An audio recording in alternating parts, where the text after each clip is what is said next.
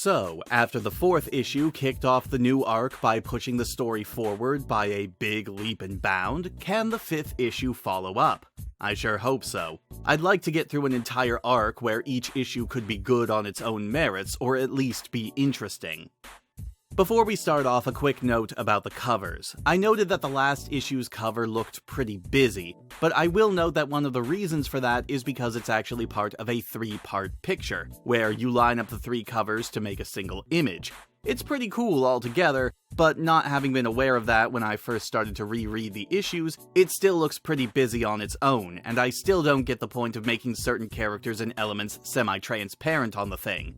It's a sentiment I still have with the 5th issue, which isn't nearly as busy, and is far more focused, showing Julie Sue and Knuckles, as well as the source of that ring of energy from the first comic, and showing off a brand new threat that we'll be learning about in this issue, the Dingoes.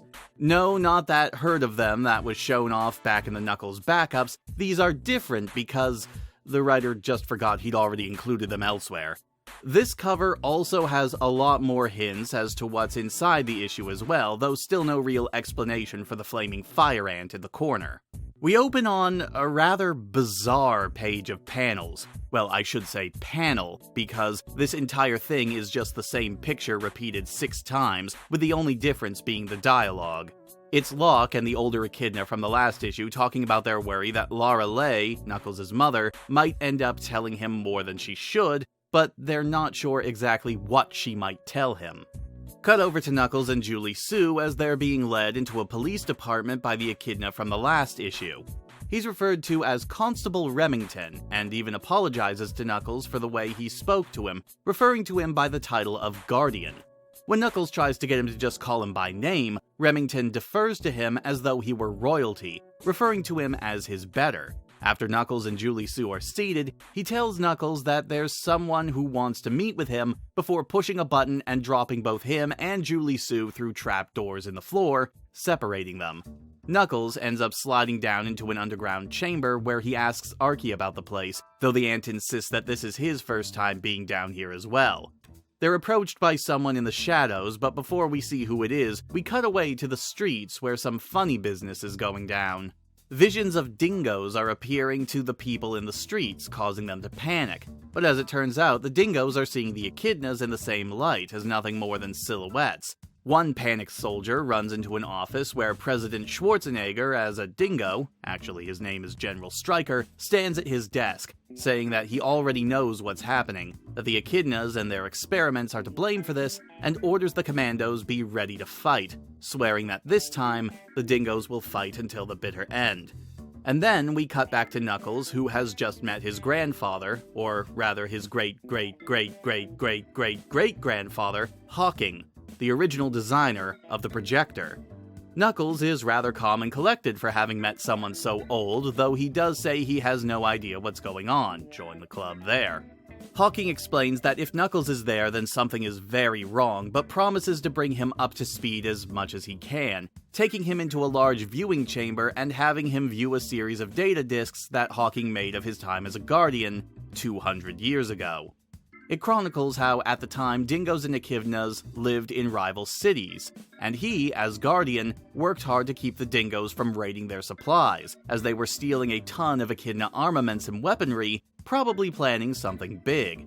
Back in the present, Hawking exposits how the dingoes knew how to survive by being walking brutes, but had no concept of thinking of the consequences of their actions, just doing what they thought was best in the moment, rather than considering the long-term ramifications or the problems that could arise. And if that isn't the pot calling the kettle beige, I don't know what is. Another log starts playing, showing a bunch of missiles being launched into the air from the dingoes. Knuckles sees Hawking talking with another echidna who he figures is another Guardian, but yet again, no one seems interested in giving him any answers, as young Hawking returns to one of the sealed sites where all the technology was stored after what happened with Dimitri.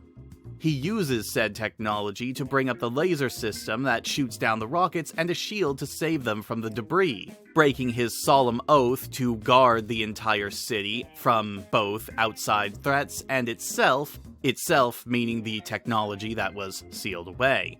However, the nuclear fallout from the missiles rained down over the entire island, basically making the entire place uninhabitable and potentially killing off all life on it. But Hawking discovered a prototype blueprint in the tech site that he used to build the hyperzone projector, something that doesn't hide things from existence, instead transports them between dimensions, or zones as they're called here.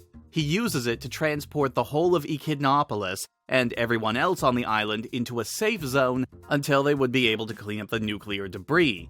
He even saves the Dingoes as well, as they are still inhabitants of the island, though he makes sure they're sent to a different zone from everyone else to avoid further conflict. Knuckles is pretty amazed by all this, seeing how bad the island looked before. Hawking tells him that it took well over 100 years of work to reverse the damage, and when asked why the Echidnas and Dingoes hadn't been brought back yet, Hawking states that there wasn't a power source great enough to do so, and he had to use all the power they had to send everyone else back piecemeal.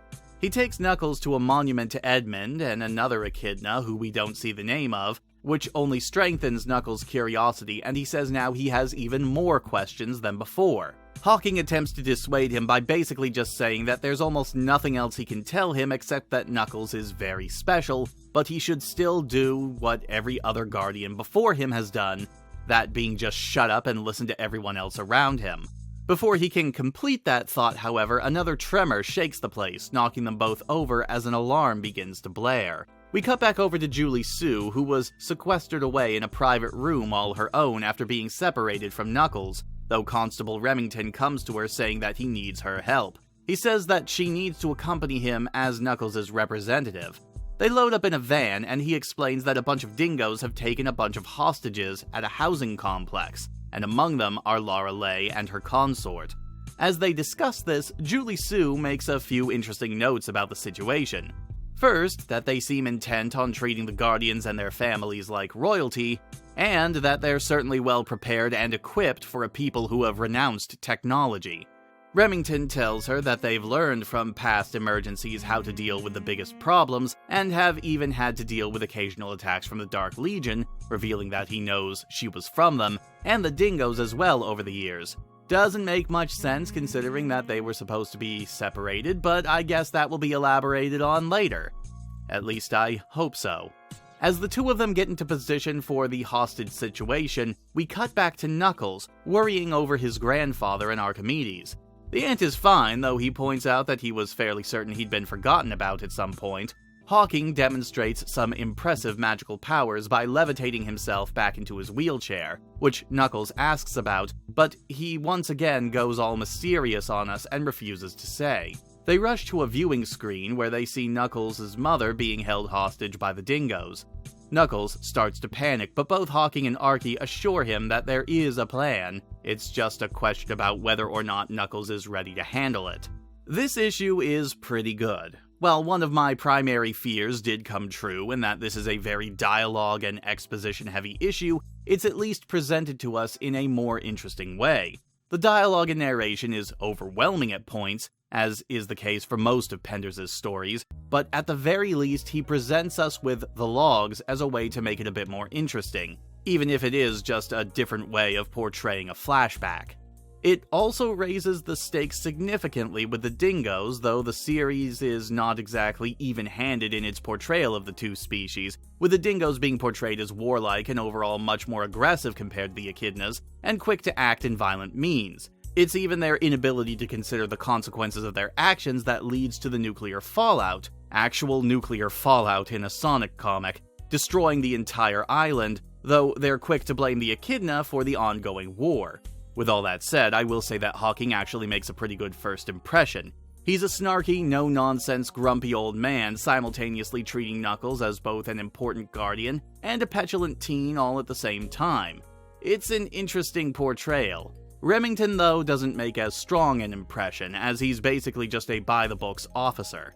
It's a well-worn archetype, and he doesn't really get a chance to show much of a personality beyond that archetype. And it's not even that interesting of an archetype. He's got no gimmicks or special quirks about him or anything, he's just a cop. I also have to say yet again, the Echidna's idea of technology is very strange. According to Hawking, he was the first to use the tech that they'd hidden away since it was sealed. But what about all the tech in Haven? What about all the computers and vehicles we saw in his flashback? What about all the nuclear arms that the Dingoes stole from them? You were the ones who made the nuclear arms, you ass.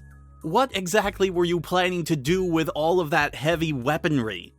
The story is intriguing, but this is a lingering thread that bothers me every time I look at this entire comic.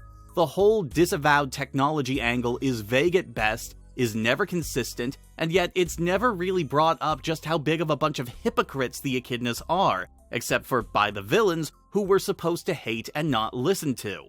Oy vey. And aside from that one really big annoyance, the story as it is here and now is still intriguing. It's not presented at its best, again mostly due to being a lot of exposition, but it's a lot more interesting than the lore dumps in the first 3 issues. I've got to buy a thesaurus at some point. I say interesting way too much here. Art-wise, it's about on par with the last issue. Same art team, so of course that is to be expected, all things considered. Once again, the expressions are kind of wonky at times, and there are times where I don't really feel like the expressions match up with what's being said, but that's a minor complaint that sort of dogs a lot of cartoonish comics of this particular era.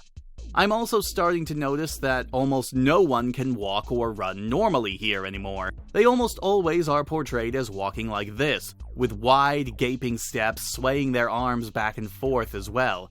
It's just something weird that I noticed, but other than those small nitpicks, the artwork overall is quite good for this issue.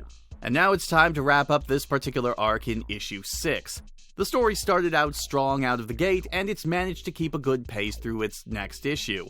So now I just have to hope it doesn't trip over itself as it nears the finish line. I'll see you all next time, everyone.